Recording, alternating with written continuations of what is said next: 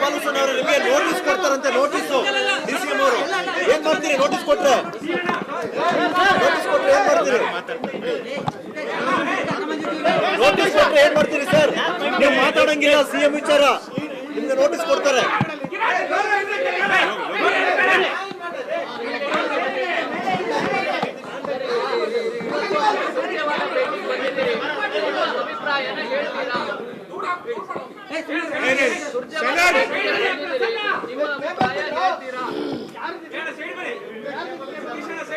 ಹೇಳಿ ಸರ್, ಹೇಳಿ ಸರ್, ಹೇಳಿ ಸರ್. ನಿಮ್ಮ ಅಭಿಪ್ರಾಯ ಹೇಳ್ತೀರಾ? ನಿಮ್ಮ ಕ್ಷೇತ್ರದ ಸಮಸ್ಯೆಗಳ ಬಗ್ಗೆ ಹೇಳ್ತೀರಾ? ನಿಮ್ಮ ನಾಯಕತ್ವದ ಬಗ್ಗೆ ನನಗೆ ಕರೆದಿದ್ದಾರೆ. ಎಲ್ಲ ಶಾಸಕರಿಗೆ ಯಾವ ರೀತಿ ಅವಕಾಶ ಮಾಡಿಕೊಟ್ಟಿದ್ದಾರೋ ಅದೇ ರೀತಿ ನನಗೂ ಅವಕಾಶ ಮಾಡಿಕೊಟ್ಟಿದ್ದಾರೆ. ನನ್ನೆಲ್ಲರೂ ಅಭಿಪ್ರಾಯಗಳನ್ನು ತಿಳಿಸ್ತೀನಿ, ಆಮೇಲೆ ನಿಮಗೆಲ್ಲ ಮಾತಾಡ್ತೀನಿ.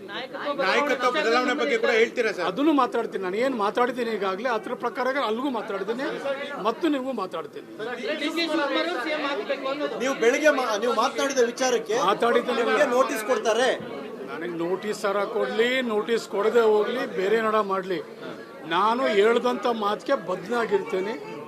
ಬದಲಾವಣೆ ಬೇಕು, ಬದಲಾವಣೆಗೆ ನಾನು ಬದ್ಧತೆಯಾಗಿ ಇರ್ತೀನಿ. ನಾನು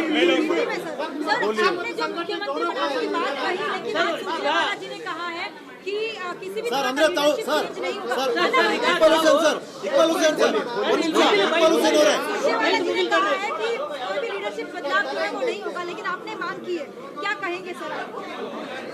बात करेंगे, उधर बात करेंगे, बात करेंगे.